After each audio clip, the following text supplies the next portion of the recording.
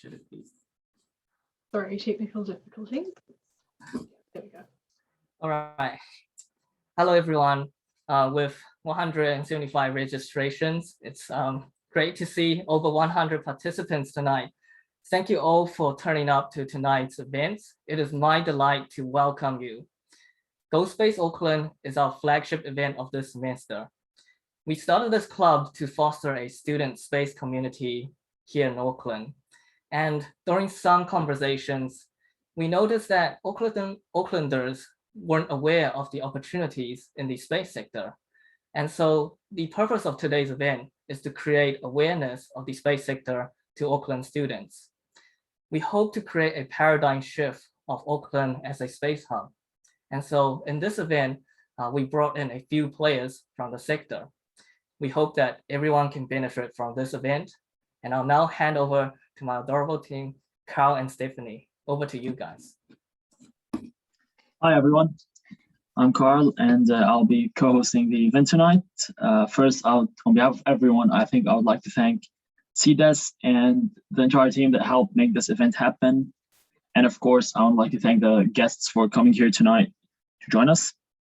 To start off, I'd like to introduce our club, Space Generation Auckland. So we are a new student club at the University of Auckland, and our main objectives are to foster Auckland's student space community, to increase the space knowledge of the general student population, to improve Auckland community's awareness of the international space sector, and to connect students with opportunities in the space sector. So in the club, we've run several events this semester. Some of them are educational, and some of them have been a bit of fun. We've had talks on deorbiting technology, space biology, we had guests from Rocket Lab, and social fun games. If you are interested in the club or you want to find out more about us, you can find us on the following links, and the links will come up later again in the event.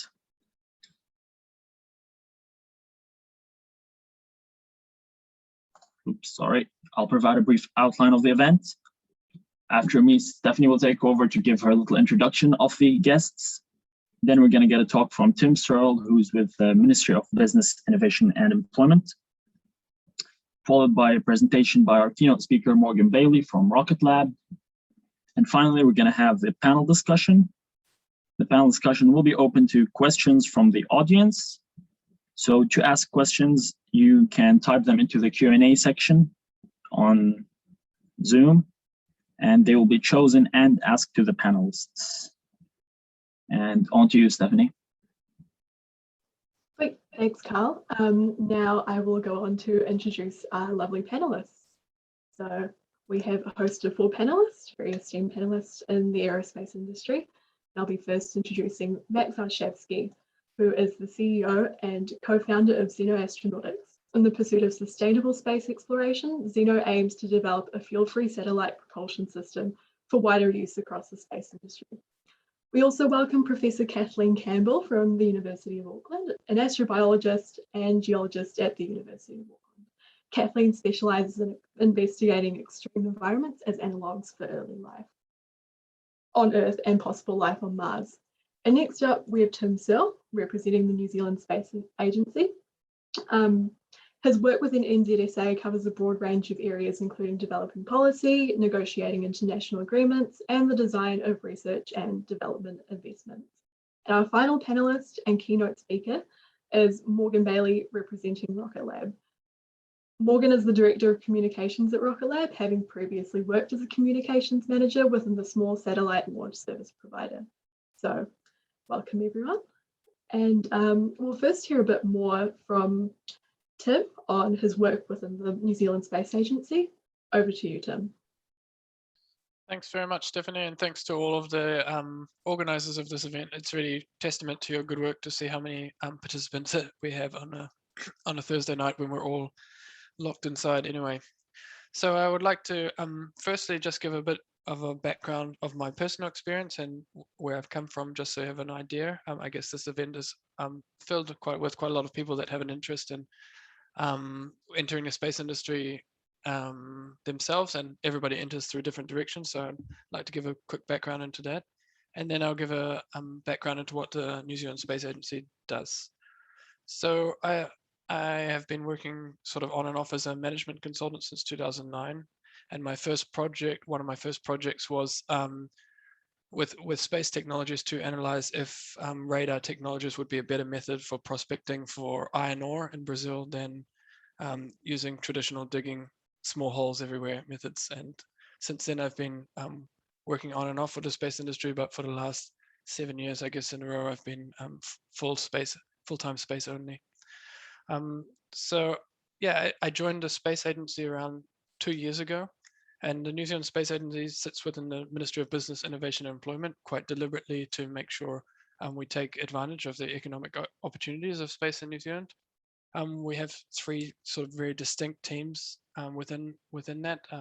The first one is the regulatory team, who regulate all of our high altitude and outer space activity. I guess our main regulatory client is Rocket Lab, who are being represented by Morgan here tonight, but we also have quite a number of high altitude balloons, and anything that flies above sort of commercial altitude and comes under the High Altitude and Outer Space Act that New Zealand developed in 2017 is covered by that regulatory system.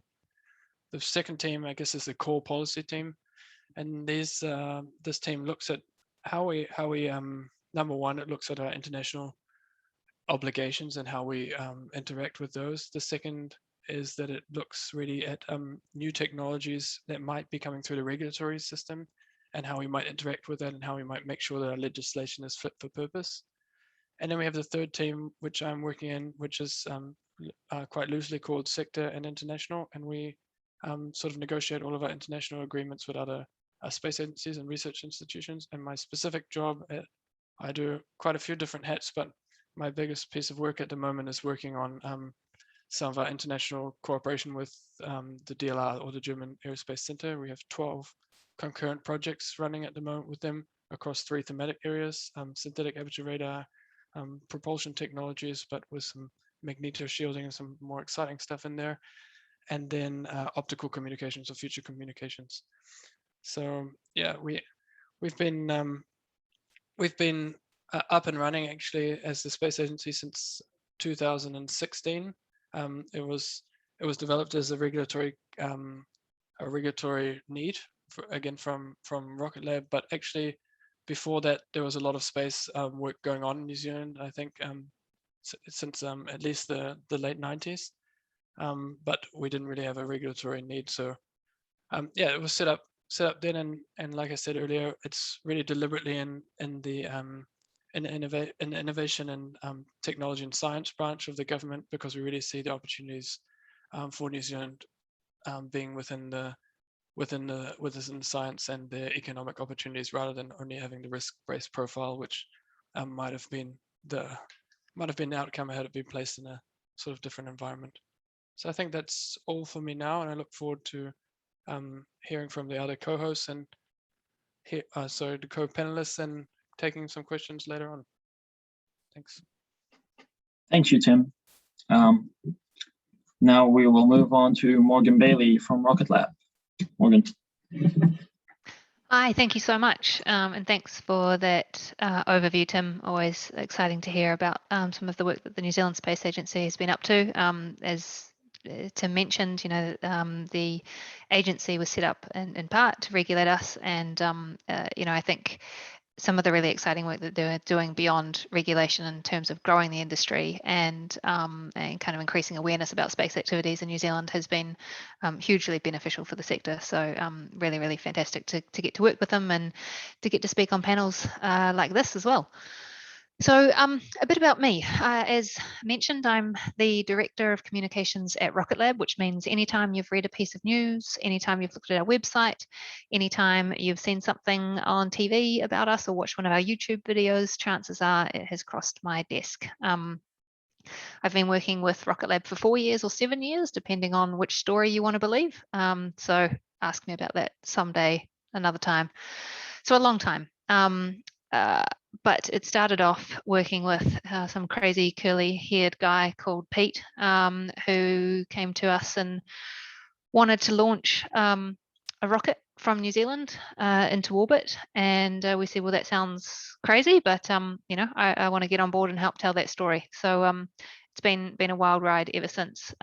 These days, things are a lot busier than perhaps they were those 7 years ago. But I think my background might be a little bit different to some of the other panelists that you'll hear from today, particularly those who have got really deep technical backgrounds, and mine isn't. Mine definitely is in storytelling and communications, and I think that's something that is incredibly important here in New Zealand, because as a space industry and as a spacefaring nation, we still have such a limited understanding of the global space industry and of our place in it and of how we use space every day in our lives. You know, I will frequently have really senior esteemed journalists coming into Rocket Lab to film a story about the next exciting mission, and they'll stand there and they'll look at mission control and they'll go, "This is really cool. I love what's happening right here in New Zealand." And they'll turn to me and go, "So why do we launch rockets again?"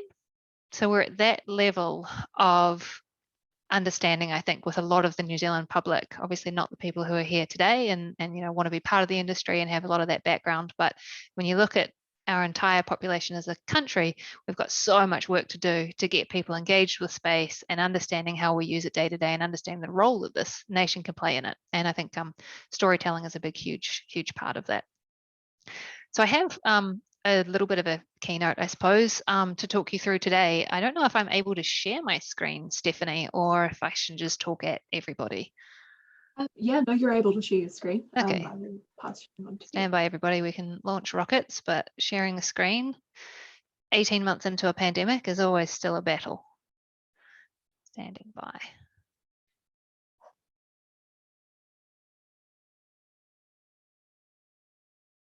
Okay. Can everybody see that? Happy days. It says unlocking the potential of space, and I haven't given you all my secret documents. Then good, we've started off with a win. Right. So I guess this is a cover slide, so we'll go to the next one because it's much more interesting. Right, so this is a quote that Peter Beck, our founder and CEO, often says, and that space has defined some of humanity's greatest achievements, and it continues to shape our future. And everybody, you know, watching this understands and recognizes that, of course. But I think there's a big role to play in New Zealand before we all kind of understand a bit more about what that means and how we can play a part in that. And I think for Rocket Lab, we've seen our part in that quite simply boiling down to making it easier to go to space with our rockets and making it easier to do incredible things there with our spacecraft and our satellites. So for anyone who's ever watched a presentation from Rocket Lab before, you'll have seen this image, but this is a nod to, I suppose, old space and the way that the industry once was, and a little bit less of what the New Zealand space industry is bringing today. So once upon a time, the spacecraft that needed to be launched to orbit were large geostationary birds the size of school buses, required giant rockets to launch them there, was something that only governments and billionaires had the resources to do. It took years, hundreds of millions, if not billions of dollars. And as a result, people like you and I were all cut out of the space game. Happily, today, through the miniaturization of technology, satellites have got down to the size that you can hold them in the palm of your hand. And there might just be some people on this webinar who will recognize that spacecraft. But you know, today, the fact that we can get CubeSats built here in New Zealand by University of Auckland students and launched here in New Zealand just shows how far this industry has come in a really short space of time. I mean, for context, it was 2014 when I was standing in an empty hangar, essentially a giant garage with Peter Beck and the media and a series of smoke machines telling everybody that we were going to build this rocket to launch to orbit from New Zealand.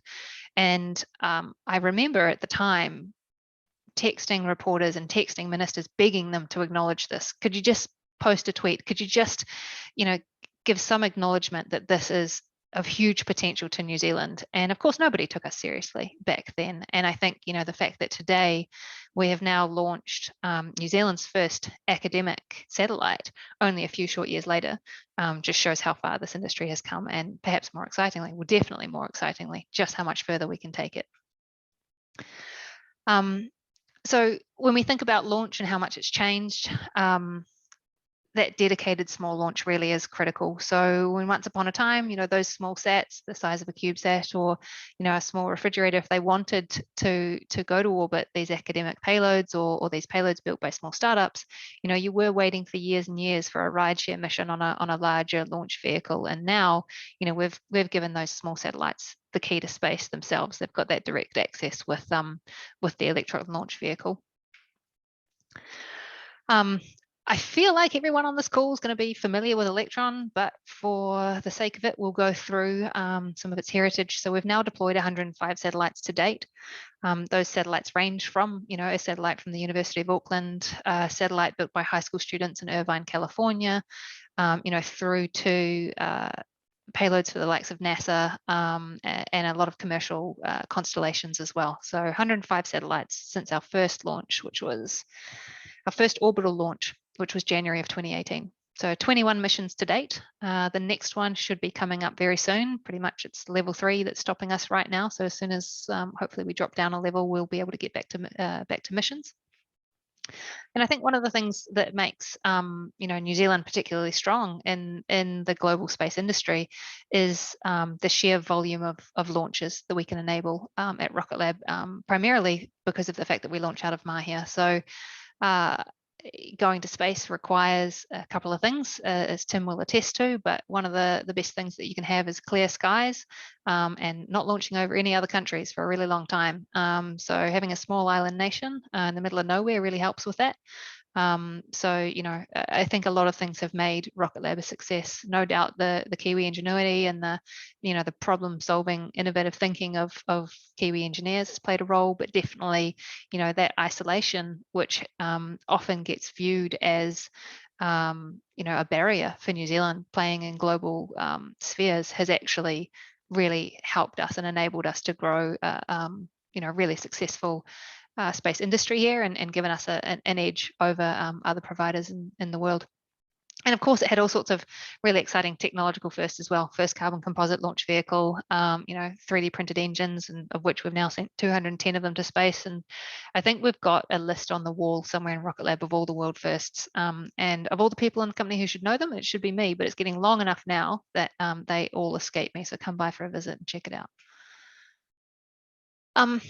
So back to that first thing that I mentioned, which is, whether sometimes it's teachers, sometimes it's parents, sometimes it's reporters, can be anyone. It's always adults, I should point out. It's never the kids. The kids know the most about the space industry, but it's always the adults who come and visit Rocket Lab and go, well, why are you actually launching to space? And sorry to disappoint the people out there who are deeply in love with our technology. And don't get me wrong, it's beautiful technology, but it's all a means to an end.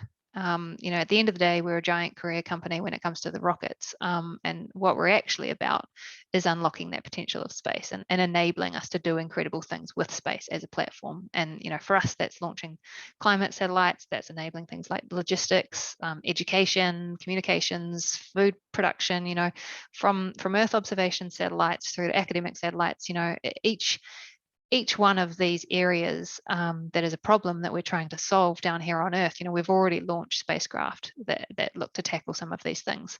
And I think what's exciting about that is that for the first time, New Zealand gets to play a role in determining what gets launched and how these programs can run, and actually for the first time being part of large international research programs as well. So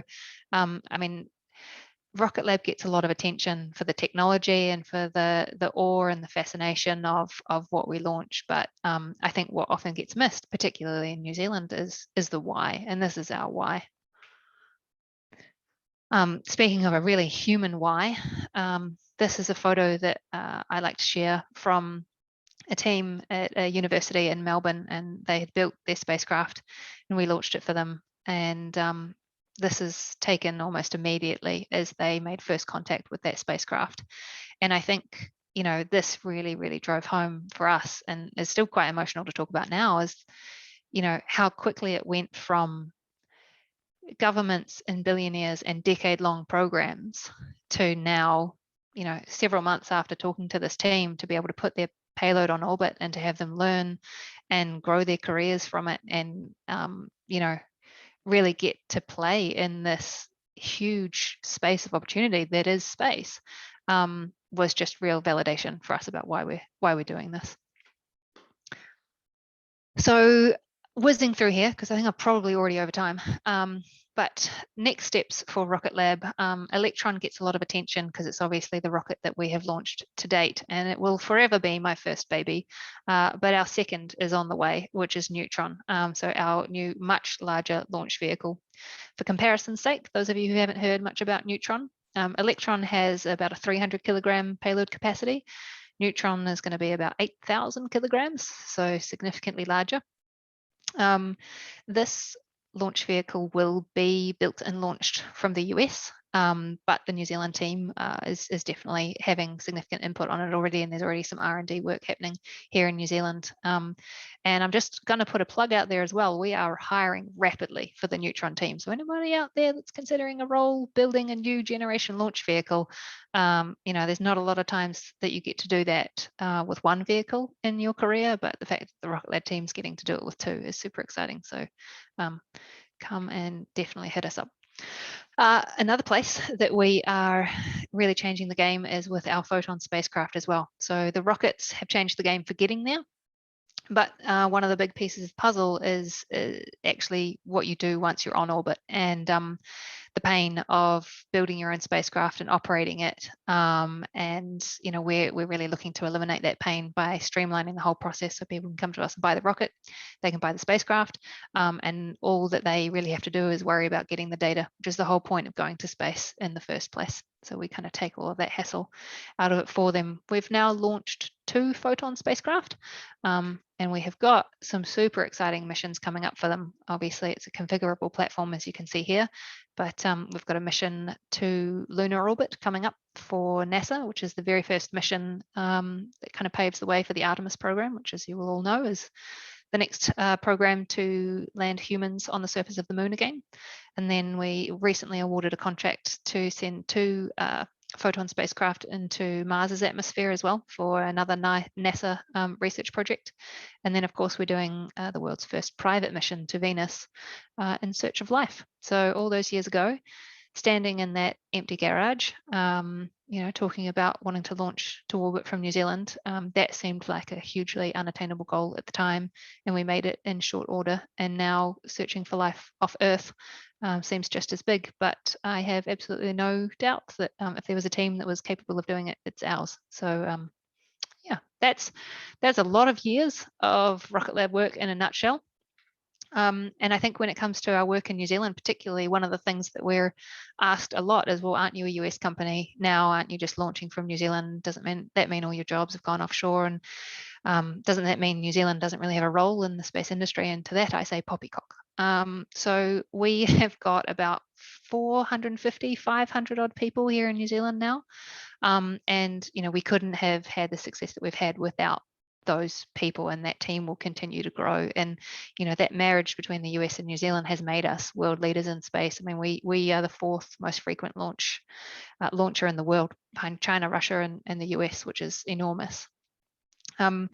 So, it's obviously huge potential for jobs here in New Zealand through Rocket Lab, but I mean, we are just one piece of the puzzle. Like Tim said, there's a lot more going in space in New Zealand than just Rocket Lab. And I think, we bring a lot of attention to it, which I think helps and gets people interested in the sector. But, we have got hundreds of New Zealand suppliers. We've funded through Peter Beck, a range of other startups who are doing their own things in space as well. So I think we've been a catalyst to grow things, beyond just Rocket Lab, which is exciting for us. And then, of course, I think by drawing that global attention onto Rocket Lab, we've really, Rocket Lab has drawn that global attention to New Zealand and the space industry. It's enabled us to, really get the attention of larger programs. And I think MethaneSat, which, has New Zealand being involved in a really significant program to measure methane emissions from space, is testament to that. That's not a spacecraft that we're launching.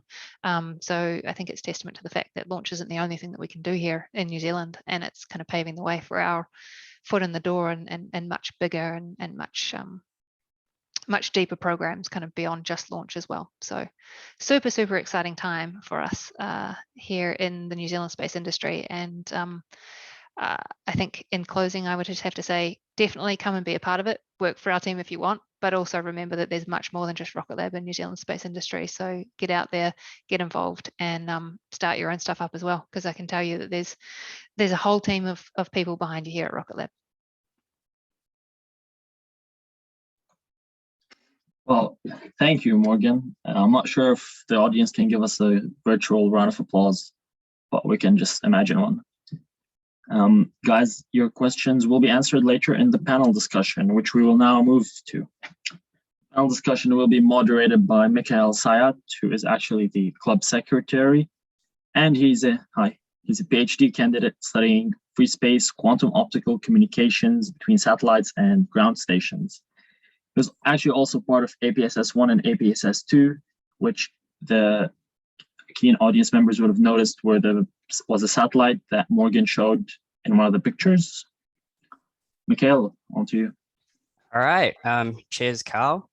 So just regarding the questions, while we're having a general discussion with some prepared questions with the panelists, feel free to list your questions. I know there's 138 participants right now. So if you could direct those questions as well to one of the panelists or whoever you want to address it to, please do so. So again, a warm welcome to our panelists, our well-esteemed panelists. To start off, I'd like to ask Tim Searle from the New Zealand Space Agency, coming from a governing body in the space industry in New Zealand, what is one significant or a few significant resources that students should seek and use to move into the space sector? So thanks for that, Mikhail. Just want to point out, Mikhail might not be so forward about it, but he is also doing some really frontier work on free space optical communications as part of the Australasian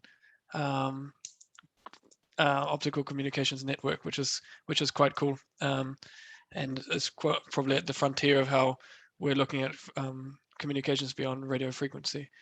So some of the resources that I think were available, we recently did a collation on our website, which I'll put in the question and answer section later, about all of the different programs that are available within institutions in New Zealand. And we also pointed out, and we'll continue to point out, some of the companies that offer internship programs, as well as there's a lot of free resources that people can reach out to. And I think New Zealand also being a small country, people can reach out to small companies and large companies and just ask people as well what they need and what they would like. I see a lot of questions like what kind in the question box around what kind of engineering should I study and what kind of thing should I do. I think you should really focus on what you're interested in and try and match that up in sort of a Venn diagram situation with what the company that you want to work for needs. And I think that there's enough stuff going on in New Zealand now that you can probably study anything within the space, I guess, the wider space realm, and find a job in it, which is, I think, is quite exciting, because I know when I went to university, it was not the case in New Zealand, at least. All right, cheers. Thank you for that, Tim. Hopefully that's some guidance to our participants who come from a student background, trying to join the space industry here. So the next question goes to Max Arshavsky, founder and CEO of Zeno Astronautics, a startup. So in building the company, what's the biggest challenge you faced during it? Michael, thank you very much for the question. I wonder if I have 60 seconds to share with you guys a short video to describe Zeno, because I don't think audience is familiar with Zeno. So if possible, could I share my screen, please, with you? Yeah, go for it. All right. Let me see if I can do it with...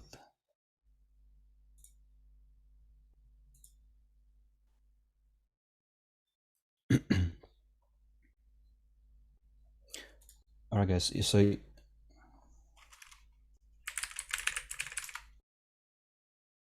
to hear the audio as well.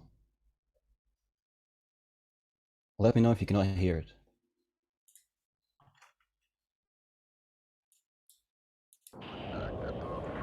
Yep, audio is that a yes to audio? Yeah, awesome. Yep. Okay, 60 seconds, 70 seconds. Is there anything about the lunar module that bothers you? We would always like to have a little bit more fuel, but I think that that's a natural reaction of a pilot. What would it mean if space exploration wasn't limited by fuel?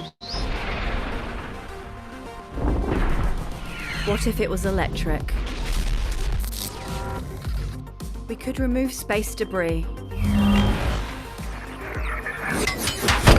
launch less, pollute less, explore more. The Zeno team have developed an engine which helps overcome the obstacle of fuel. The Zeno magnetic engine can orient and move in any direction, expanding the agility and lifespan of any craft in orbit, giving us more control of the skies, keeping them clean, changing the way we perceive space travel.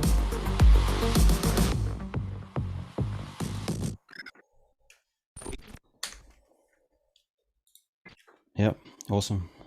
That worked? Yep. Okay.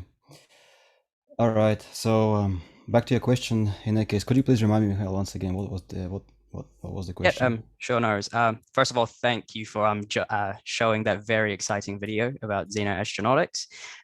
So the question was, what's the biggest challenge you faced in creating the startup, Zeno Astronautics?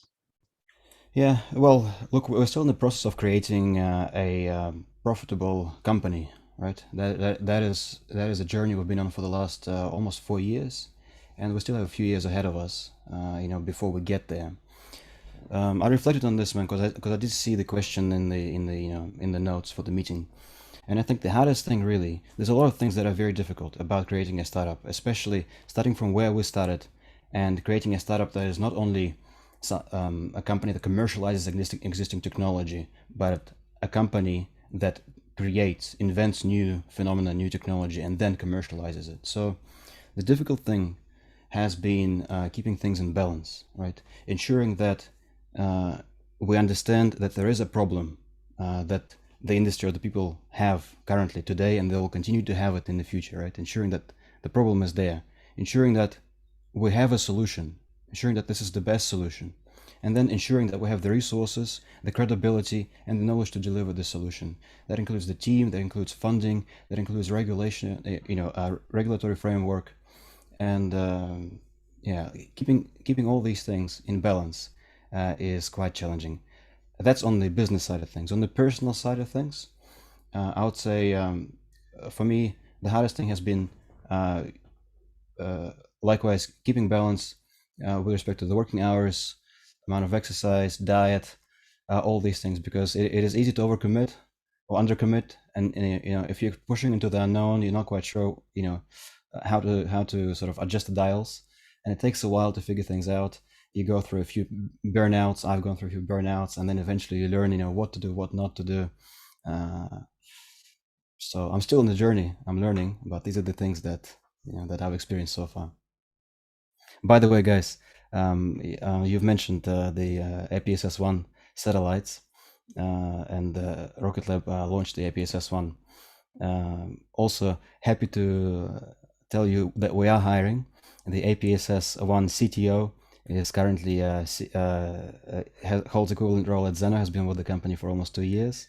The creator of Oakland Program for Space Systems, at the time was Strategic Project Manager Dr. Ruben Brown. He is currently a Chief Operating Officer at Zeno, and we've only just hired yesterday a mechanical engineer who is a fresh grad from Oakland Uni. So we love to hire people from Oakland Uni. Love to hire people who are, driven and enthusiastic about what they do.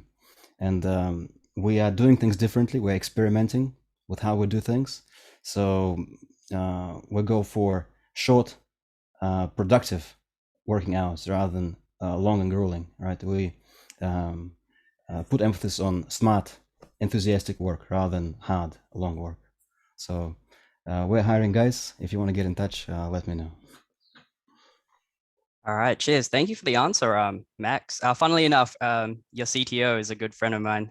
And that's right, there you go. Yeah, we were working on APSS-1 together just awesome. before he told me he'd go to Zeno. So yeah, hopefully everyone in the audience members takes advice from Max. Zeno is up and coming, so get in contact with him if you want to see opportunities at Zeno, but also take his advice for looking to do your own startups in space. Yeah, so now we'll go over to Kathy Campbell from the University of Auckland. So she today represents the academic side of space academia. So Kathy, what are the benefits of conducting space research in New Zealand? Well, we're nimble, basically. I mean, everyone has mentioned it here. And I come from California. I was born and raised there. I did all my training in the US. I had a great opportunity that launched my career. I accidentally, as a geologist, discovered some ancient extreme environments, which took the notice of some NASA people. And I ended up doing a postdoc there and then came to New Zealand in 1997. So academia. What I found here is that, you know, coming from the US or Europe or even in some places, Australia, it's kind of crowded over there. And I found it incredibly just freeing to come to New Zealand and embrace, my specialty is in extreme environments. We're living on a dynamic plate boundary. It's really exciting what goes on in the natural world here that has huge implications for exploring our own solar system and beyond for extreme environments for looking for life. And what I've found is that the work we've done here is hugely of interest to international, academically driven space visionaries, people who are actually coming up with these ideas of why do we need to go to Venus? Why do we need to go to Mars? Why are we going to Titan? And these things are going to be coming out of New Zealand, not just out of the US. And so I took a sort of 20-year break from NASA. I developed my career here at the University of Auckland. I was free to do what I needed to do. I was funded by Marsden Fund for what we call blue sky research here, developing both the early life and origin of life concepts here on Earth as analogs for life on Mars, for example, and also with implications for some of the other icy moons. And the opportunities in academia are huge to link with international space agencies and other institutes and organizations around the world who are extremely excited about what kind of work we're doing here, because people here think outside the box, in my experience. And so when I went back to NASA 20 years later and presented work at a Mars Biosignatures workshop in the US on the work we were doing here in New Zealand, it was mind-blowing for them. And that led to, and that was all based on student work that we did here, including a program we called Rotorua on Mars. And what I have found personally is that that people are clamoring to come here and engage with us and work with us because we have such an incredible natural environment that leads to science questions. And from those science questions, then we are innovating and invigorating the international science sector. Especially driven by these academic questions about, you know, why should we go out and explore? So there's commercial aspects for sure, but there are academic aspects that some of you have touched on, and the interest and the excitement for that is something that I can't even really describe to you. But it is the excitement for what we're doing here in New Zealand is huge internationally, and I mean everything from Mātauranga Māori Indigenous perspectives on knowledge systems and parallels with the NASA Mission Directorate, which has an Alaskan, Indian, Native American component to it, all the way from that, and our scientists and our researchers involved with that, all the way to helping design and have visions for example, landing sites on Mars, which I've been involved with. And that is based on student work right here in New Zealand. So I think New Zealand the potential is huge here, and I would encourage people, you don't have to be an engineer necessarily to get involved in space. There is space law, space policy, science communication, education, seeds and space programs that the New Zealand Astrobiology Network's working with. We have students in our astrobiology course that are from all parts of the university, and they're all designing a Mars sample return mission right now as an assignment. And this is a real live thing because we are involved with Mars sample return design and implementation, and we want to bring students along with us with their ideas. So I can't say enough about how exciting it is to have the New Zealand perspective, because people take note overseas and we come up with new ideas and new perspectives that I haven't seen coming out of other places. So we should be a part of it, and you should all be encouraged and not think that somehow we're sidelined, because we're right in the middle of it, as people here have already alluded to. Cheers, Kathy. So that's some very exciting news. As we've all heard, we have a lot of international collaborations, exciting frontiers. So we're not just in New Zealand, but we're connecting with the rest of the world, because as we can see in the last few years, New Zealand is becoming a space destination, and a lot of countries are coming over here, and we're sharing our expertise. Just to follow up, Kathy, so then now you say there's lots of exciting stuff in academia. What will the average student, the average student, university, high school, what do they have to do to participate or be part of these exciting fields? Thank you. Thanks very much. There are many ways to enter this, and some folks here have already alluded to this, and thankfully there are programs that are being developed both from the end of where we sit, but also in a lot of grassroots ways. So we have high school kids who've been involved with our New Zealand Astrobiology Network who are now doing PhDs in the US. There's 2 of them. And they're doing Earth observatory type work. And so I think the thing to do is that there's a space week. There are so many things going on with space in this country educationally, and one can enter through almost any direction. So when Tim said, follow your interests, I really believe in that, because if that leads you to space, you wouldn't believe the different kinds of people who actually are working in space who aren't necessarily engineers. I love the engineers. We're trying to get them to design us a rover to fetch samples on Mars right now. But there are so many different ways to look at that.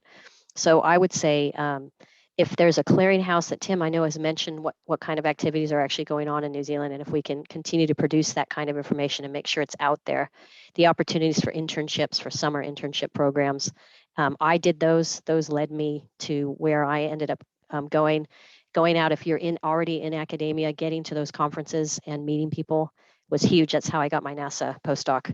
I literally met somebody in a hallway. And so I really think, and talk to your professors. If you're in high school, talk to your science teachers and look for these programs, because they actually exist here already. I guess we just need to make them more visible. So there are lots of opportunities, and get involved and volunteer. We take high school students out on Spaceward Bound programs, which are supported by NASA. We've done that twice already in New Zealand. All right, cheers, Kathy. Hopefully some of those advices can be sunk into our students and other members of the participants. So now I'll move on to Morgan from Rocket Lab. So you've highlighted quite a few of exciting things Rocket Lab is doing right now. What are some of the unmentioned exciting missions that Rocket Lab has, if you can discuss them here? Wow, if I told you, there'd be a lot of people to kill, man, because no, I can certainly give you some insight into some of the exciting stuff coming up. Yeah, that'd be really great. And to that end, what are the opportunities for people trying to get into this company? Cool. So, I mean, I think I touched on some of the super exciting things happening. There's the everyday stuff, which is launching Electrons. I mean, we've done 21 of those now, so it's kind of easy to forget that this is still hugely exciting and a program that you can be part of. But, we're still doing a lot of those launches out of New Zealand and increasingly out of the US. But in terms of new programs, obviously Neutron is hugely significant for us. I think, the opportunity to work in the space industry is super exciting. The opportunity to build a launch vehicle from the ground up, and not just there's a lot of stuff about Neutron that I can't share just yet, but if you've listened to anything Peter has said recently, this is going to be the rocket of 2050. It's not the rocket of it's not anything anyone's used to seeing before. So I think to get in at that ground level and have the opportunity to be a part of designing and building and launching that from the outset is huge. And I think that's one of the differences with Rocket Lab is, we're still only about 650 people, maybe just globally. So if to work with one of the larger traditional primes, particularly on an engineering challenge, you might be working for 3 years on one tiny component of a vehicle or of a new kind of system. I mean, here at Rocket Lab, there's absolutely nothing stopping the most senior engineer through to the intern walking up to the project lead's desk and saying, hey, I've had an idea, let's try this. Because we're still small enough and we're nimble enough, we throw it on a test stand, we blow it up, we smash it with a hammer, we put it through analysis, we shake it to bits, and we see if it sticks or if it doesn't. And I think some of the most innovative stuff that we've done hasn't come through perhaps the channels and the processes that might be upheld at larger traditional primes, particularly internationally. So building a rocket from day one is one of the things, or near to day one, is what you get to do with Neutron. And then I suppose our space systems team is growing the fastest. So that's the team that looks after Photon, our configurable spacecraft bus, and then of course all of our hardware components as well, so reaction wheels, star trackers, all sorts of things. And there's super exciting advances in those areas that I can't talk to just yet as well, which I think are a fantastic opportunity to get involved in. But I mean, in terms of what the second question, which was, I think, how can you get involved? I'm just going to have to echo, Kathy and Max and Tim here, which is to say, okay, yep, engineering STEM, easy option. Yep, do your mechatronics, do your software engineering, all of that. Absolutely, there's going to be a role for you. That's a given, and there's going to be no shortage of demand for those type of roles and those sort of skills and experiences. But I mean, we've recently just hired a bunch of people from completely outside of the space industry. We've hired jewelry makers because they can bring skills to developing our satellite hardware components that others maybe don't have. We've brought in artists, we've brought in videographers, we've brought in photographers. The space industry is just that. It's an industry, which means it needs all players. It needs finance people, it needs lawyers. I mean, anyone who's interested in the space industry, chances are that you've been wowed and awed by video footage and photos, and it doesn't matter whether it is the incredible footage of the black hole that we all saw for the first time, or whether it was the latest insane footage of the Mars rover landing on the red planet. I mean, there are creative, artistic people involved in those processes, so we absolutely need those. The only reason that Rocket Lab is as well known as it is because there's someone behind a camera every time we launch. So I guess the very long-winded answer to that is there's almost not a path that could steer you wrong to getting into Rocket Lab or to getting into the space industry. I think the key thing is just being enthusiastic and following the part of it that you love. Is it your hands-on building stuff? Is it telling stories? Is it managing projects and growing the business, selling the launch vehicle, selling the missions, whatever it is? Follow what it is that you're best at that. And I think for Rocket Lab specifically, I can't speak for the others here, the single best thing you can do is, if you're wanting to work with us, is show us something that you've done outside of just your pure studies. So, we've had people who have built model rockets and brought them to us. We've had people who have rebranded our website. We've had people who have come to us with ideas for missions. Just show us that it's something that you're deeply passionate about and that you're ready to think, outside the box of just, ticking the boxes of getting your qualifications, and then you'll have a home at Rocket Lab. All right, cheers, Morgan. Thank you for that enlightening answer. So just before we go to the audience for our Q&A, I'd like to ask one more question, and this is open to all panelists. So we've heard startups in electron propulsion, we've got rockets as a launch pad in New Zealand, and we've got astrobiology as well. So the question to all panelists here is, are there any gray areas of the New Zealand space industry that we aren't exploiting enough at the moment, geographically, economically, or what are the market gaps that we're not seeing at the moment? Tim, take it away. Yeah, well, if I'm looking personally, I think where the largest value lies in space, and why Morgan and Max are so interested in delivering things into different orbits, is because quite a lot of what we do in space brings value to life on Earth. So the downstream aspect of the space industry, and applying that to things like primary industries, so to do things better and more efficiently and increase our productivity as a whole. That's where the real value is. There's still quite a disconnect in in terms of there's a lot of people that are interested in space because of space. And I think there's a lot of people that are interested in things on Earth because they want to make life better on Earth. But there's not always the bridging of the gap. And sometimes people don't really understand that. And it's kind of a constant battle for us, even within our government and within the wider public, is why should we care about space? I think Morgan had a slide about it in her pack, but it doesn't still go into that massive detail. It's endless. That slide could have been 100 slides long. I mean, all of the things we use space for on Earth, they're not countable. So I think that's an area that we really is undeveloped in New Zealand, both economically and also just in terms of skills. And we talked a lot about skills. And I talked to a guy who works in geospatial monitoring today, and he said that in his company there's 15 positions open. So any of those people that are also interested in sort of the back end of coding and also into geography and sort of this how we look at things on Earth from space, there's a lot of roles in that too. All right, cheers, Tim. Is it Kathy? Yep, Kathy, you go for it. Cheers. This might sound a little bit outside the box, but I think that it would be fantastic to find some sort of synergy between education and sort of space education, because as you said, the kids, Morgan, understand. And linking that to, there's a sort of a market for space tourism right here in New Zealand that is broader than maybe just dark skies astronomy viewing.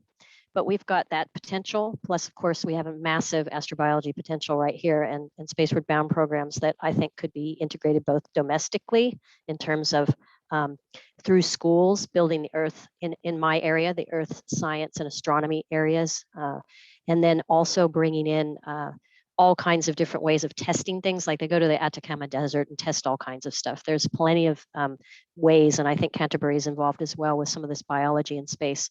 There is a lot that we could do in kind of the education, educating the public, educating kids, and also bringing and setting up spaceward bound type style, both from the research end, but also from the space tourism and education end. And I don't see why we shouldn't be bringing that into what we're actually doing in the space industry in terms of this country. And it's sort of, when you think of, say, Luxembourg, for example, what you think of is things like financing space exploration. We are so much more three-dimensional than that here, but we're all kind of disjointed. Like I know of most of you in some way or another, but we haven't really met. And so my feeling is that there's a role to play in education. There's a role to play through the space agency. There's a role to play through companies that would make us an actual space destination in terms of tourism. And an example would be working with, say, businesses in Rotorua, for example, and really, and their commerce and their Chamber of Commerce, and really growing space tourism here. And you could start in Rotorua. You could have tours. I mean, if Rocket Lab allowed, real tours of people, and bring educational groups through, university groups and researchers. I mean, they do this all the time out in the Pilbara in Western Australia for early life in Mars. The ESA, the European Space Agency, and NASA teams that are running those rovers were brought to the Western deserts in Australia and shown what it's like to do this kind of work with rovers. We could easily do that kind of thing here. So I think there's something missing in that space, and we could all be a part of building that. Cheers, Kathy. Thank you for that. Hopefully we can do something in New Zealand to address that soon enough. Sorry, Morgan, did you want to add on or? No, both are just absolutely perfect answers. And I think they both feed into each other. To Tim's point, there's so much we can do with space data and applications. I mean, we're a nation of primary industries, right? And to maximize that, how are we not using space data to better grow our crop yield and to manage our land use and to look at things like coastal erosion and to manage fisheries, and there's so much stuff, methane emissions that we could be using from space. But how are the people in charge of those? To Tim's point, if there's challenges with getting government to understand the value of that, and those are the people at the top making the decisions, how are we expecting everyday people to know, as a farmer, as a fishing company, as an environmental protectionist, that I have all of these resources at my fingertips that I can use, and New Zealand can be at the forefront of? If you don't even know how we're using space for these things, and that starts with that education piece, to Kathy's point. So I think both are hugely important things that we have to do. And, you know, Rocket Lab, I think for the longest time, we have focused on building a viable business, as you have to do when you're a startup, and that's been our focus for the longest time. And now that we've grown up a wee bit and you know, had the chance to catch our breath a little bit more and think about more than just building the company, you know, we've started to turn our attention a lot to education programs and what we can be doing to kind of bring more people along and understand the industry, be part of it, and champion in the industry at home. Because I would argue that New Zealand's space industry is almost better. In fact, it is better known internationally than it is here at home, which is, you know, typical Kiwi fashion. Sounds great and very exciting. Thank you, Morgan. Max, did you want to add anything to the question? Guys, I've been busy typing answers to the Q&As. Oh, and okay. I may have missed, I may have missed the last question. Yeah, well, I guess in that case, then we'll probably go straight into the Q&A. All right, straight into it from Shayna. And this is probably to Morgan. For Rocket Lab, when will internship opportunities be available? And will these be available for second-year engineering students, or are you looking for final year students? All right, I know we've got a ton of questions, so I'm going to short fire a bunch of these. Absolutely, Go we do for it. internship opportunities. I believe the latest round of them just closed for New Zealand, but the best place to check is on our website. We have a careers section and internships are advertised there, but we do them every year. I think we had about 30 interns the last intake, and traditionally they are in your final year of study. All right, cheers, Morgan. And from Irene, can anybody just come and visit Rocket Lab, or is there a booking appointment to that? Not just anybody, because otherwise we would spend all our time doing tours rather than building and launching rockets and spacecraft. But we do educational groups. I think definitely Space Generation we could organize a tour for.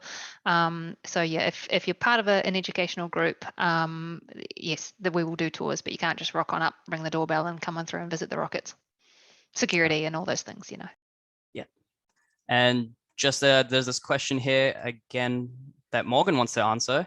What is the best thing we can do now as students if we are studying an undergraduate degree in engineering? We touched on this before. I think the best thing to do is just show us that you're passionate about it and show us that you're thinking outside the box. You know, you're doing really well in your degree and in your studies is fantastic, and it counts for a lot, but it doesn't count for everything. And the way to stand out from the pack is just to bring us some project or you know, idea or piece of hardware or something that you've worked on that just shows that, you know, you're not just ticking the boxes, but this is something that you really want to dedicate yourself to. That goes a long way for us. All right, cheers, Morgan.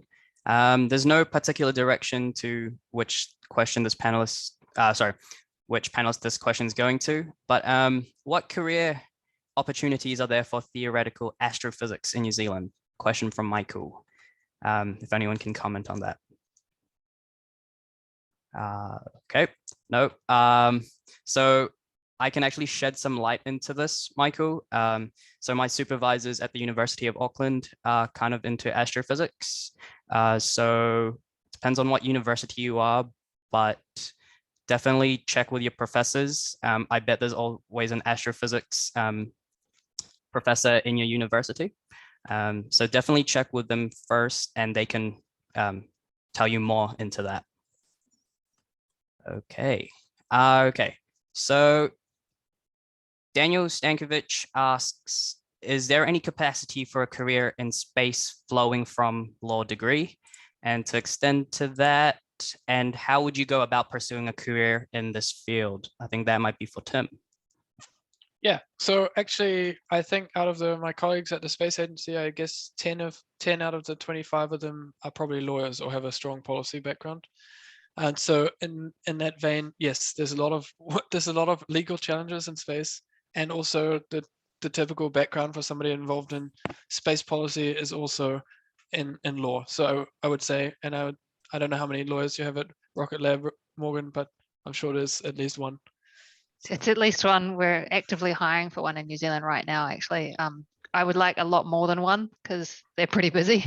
But yeah, there's definitely a lot of work in law, whether you want to work in government or in private sector, definitely. Yeah, and the way to get involved in that immediately is there's a New Zealand Australian Law Society, Space Legal Society that's worth joining. And just to add on to that point, I know we haven't really plugged too much, but the Space Generation Advisory Council also has, for under 35s, also has a legal working group. I think, I don't know if that still exists, but yeah, there's a lot of opportunities for lawyers, especially within the policy realm. Yep. So our president, Yan Kai Chen, who is part of that Space Generation Council, agrees with it. Yes, definitely hit them up. There's a Space Law and Policy Project Group. Okay, on to the next question. Is there any plans in New Zealand for human space physiology research? If any of the panelists can answer that. Hold on. I think I could probably answer that one. Oh, yep, Yankai, go for it. Yeah, so there's some level of space biological research in New Zealand. So but right now it's mostly more microbiology rather than human research. So you'll see these research here in Canterbury by Sarah Kessens, and me myself, I'm doing microbiological research for microgravity.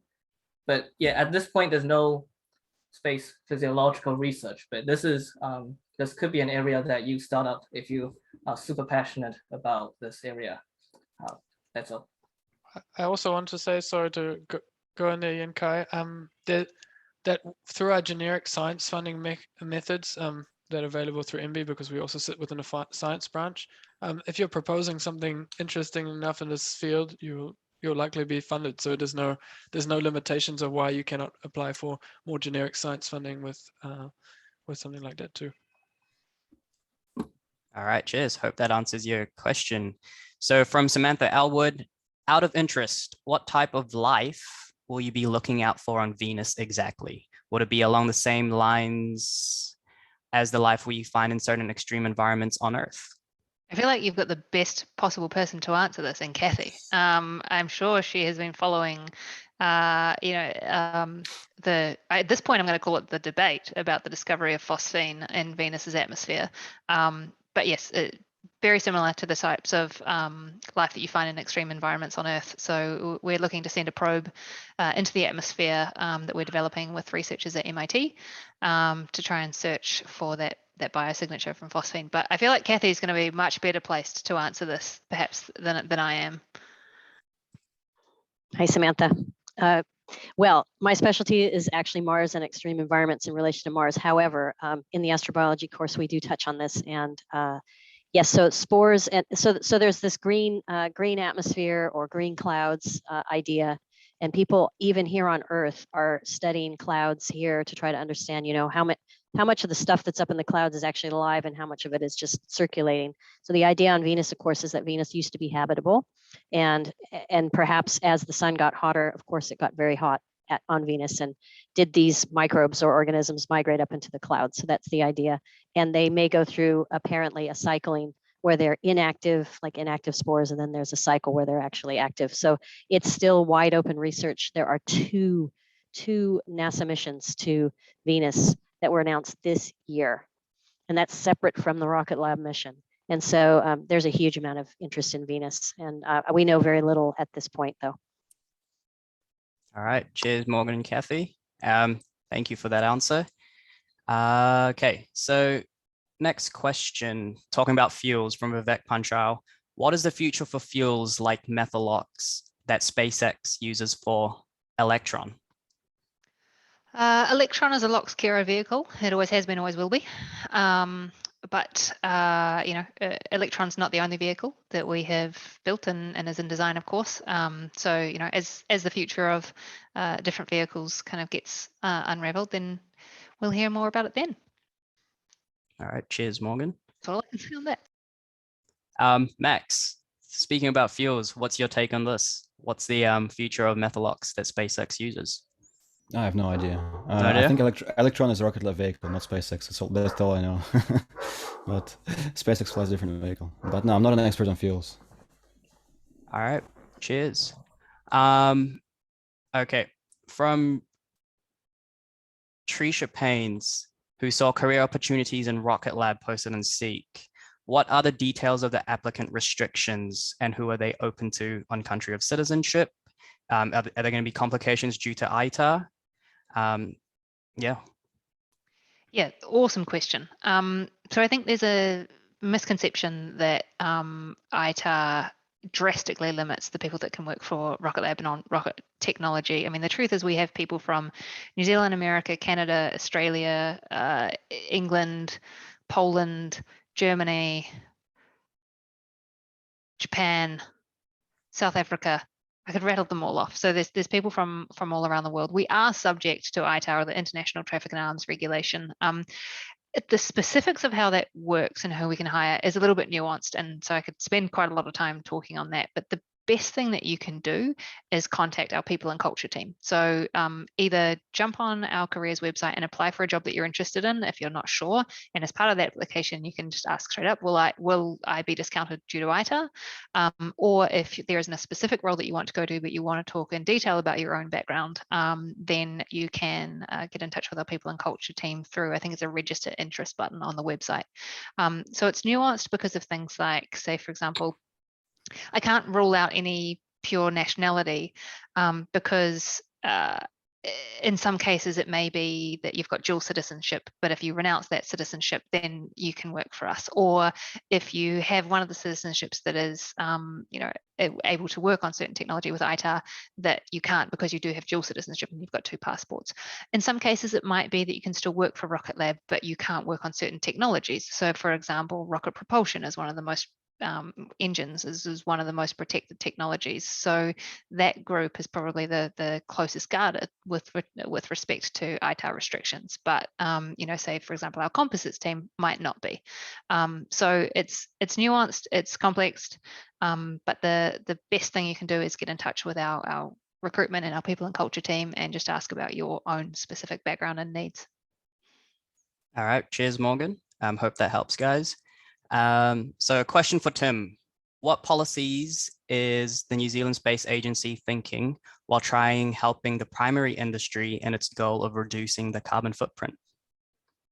Yeah, so one of our wider goals as government is to drastically reduce its carbon footprint. And I think there's a lot of ways to do that through space. And I think as Kathy and Morgan both touched on earlier, one of the processes to get there is education. So I think I've linked in the chat one of our partnerships that's called is called MethaneSat, and that's a project with the Environmental Defence Fund, which is having a lot of New Zealand research input. And I think Rocket Lab are doing the initial mission operations center and then handing over actually to University of Auckland, who will run it from there on out. But there's a lot of chance for New Zealand researchers to get involved in that, and I think from there onwards, that's sort of the area we're looking at. So we're trying to make sure we're always approaching our ministries within government and inside primary industries and make them aware of the opportunities that are available using space technologies, and where we might be able to feed into those, and where we can connect them with researchers that are already working on that, and we can find a better solution than what's available. I think there's not really a limitation to how much we can reduce our carbon footprint simply by using space technologies. So I think Kathy is part of the New Zealand Astrobiology Network, and I think they're playing quite a big role in the MethaneSat mission. And beyond that, I think they've also got quite an interest in decreasing the carbon footprint on the whole. All right, cheers, Tim. So a question from Fraser, which is kind of vague. Are there many internship opportunities available? Max, it looks like you were typing an answer to this. Do you want to talk about them internships in Zeno? Yes, guys. Yes, internships available. Please do reach out. Best way is to just write us a one-liner, two-liner, however you want to present yourself. It's work@zeno.space. So hit us up. We always have opportunities, positions for people to get some experience with what we do. All right. Cheers, Max. So Jiesh asks a question for Morgan. On a lighter note, when is Rocket Lab going to do the internet in whole of New Zealand? Is Rocket Lab going to do an internet throughout New Zealand? I think there's a little company, gosh, you guys might be able to give me the name of them. Is it SpaceX? I think they've got that covered. No, we are not working on our own internet constellation right now. But like I said right at the beginning of my presentation, there's so much stuff we can do in space. And for us, it's about enabling lots of the internet from space is just one teeny tiny thing. And, you know, of the 105 satellites we put up, each of them has had a unique and super interesting purpose. So I know that was a lighter note question, but in reality, you know, everything we're putting up is making a big difference down here on Earth, and internet's just a teeny tiny part of that. All right. Cheers, Morgan. Okay. Oh, this might be an important one. Positions suitable for postgraduate students, such as PhD students, specifically in chemical and materials engineering. I know there's kind of a debate going on where if you're a postgrad, it's harder to get into industry. Can you guys shed light on that? Is it harder, or in any ways it's more beneficial to have a postgrad degree?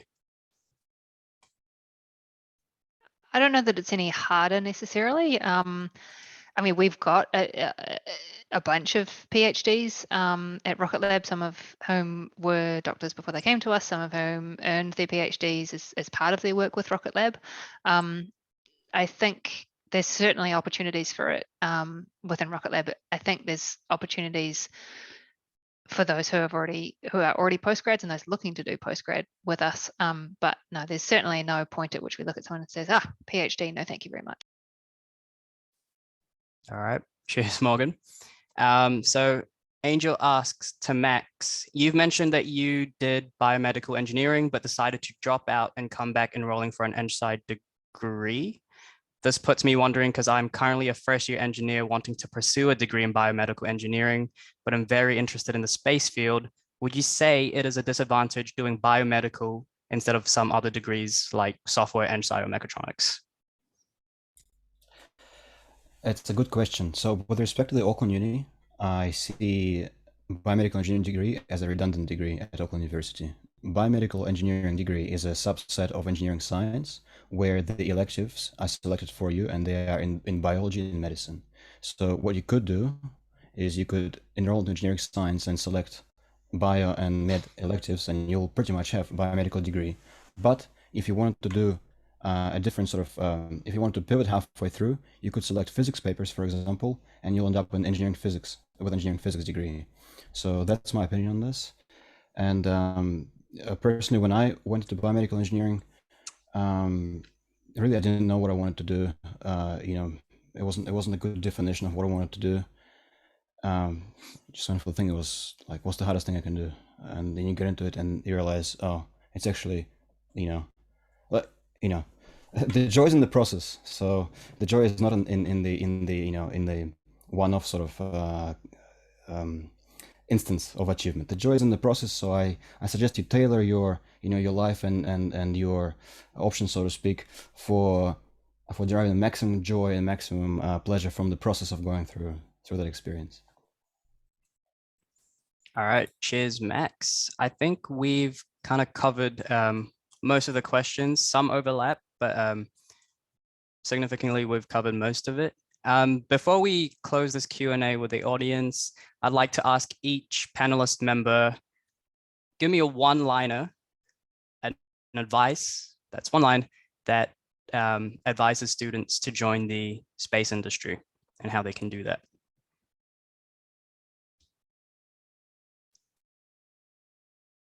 Tim, you go first. Oh, thank you. What a pleasure. I'd say stay in touch with other people in the sector and industry. I think that's the best thing. Just talk to people. I mean, this is more than one line, but in New Zealand, everybody has time to have a conversation. That's very true. Stay in touch. All That's right. the one line. Morgan? Don't give up. If your first, longer than one line, don't give up. But if your first plan doesn't work out, or you wanted to be an astronaut and suddenly that didn't work and now you can't be in the space industry, there's thousands of people who would now disagree with you. So follow the path, and if that doesn't work out, keep following other ones, because you'll end up doing something fantastic in the industry that you might not have even considered before. So don't give up. Max, how about you? I agree with what Tim said, Morgan, and also Kathy in the beginning of the meeting. Look, if you do what you love, you will enjoy the process, and you will not regret if certain things don't work out for you. You know, if you get a no from Rocket Lab, from Zeno, or a yes from any of those organizations. You know, if you do what you love, it's good. If you sort of live somebody else's life and sort of go for status or these kind of things, you will give up on it, because others who do the same thing for the purpose of enjoyment, they will outcompete you, and you will just be a broken person without an achievement. So do what you love, and that's all it is. Yeah. All right, cheers, Max. Kathy.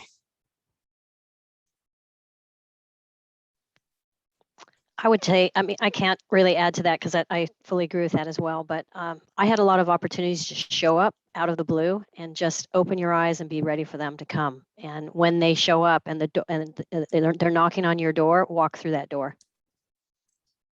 All right, cheers, Kathy. So I think that brings us to the end of our Q&A. Once again, thank you to our esteemed panelists. Just a personal message from me. I grew up loving space in New Zealand, but there weren't many opportunities while I was growing up. So I just want to say thank you in your different avenues to pursue space in New Zealand and pushing the frontiers for it as well. Thank you very much. So now I'd like to I'll give the conversation back to Yankai, our president, to address. Oh, Stephanie, could you reshare these? Yeah, so I'd like to thank each and every one of our wonderful panelists for this wonderful discussion and sharing their thoughts with everyone.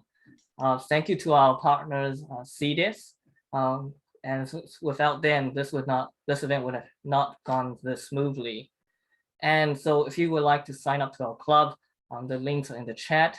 And there's also a Woman in Space Aotearoa network that's been created. So the sign up link is also in the chat. And so next week we have a talk on space stations from Axiom. So you can sign up for that in the link as well. And please let us know if you have any feedbacks. And finally, a big thank you to all our wonderful audiences for joining us tonight. I hope you all have a good night and be safe. Thank you. Thanks to all the organizers and thanks to all the panelists. Thank you Thanks guys. so Really much enjoyed for it. coming.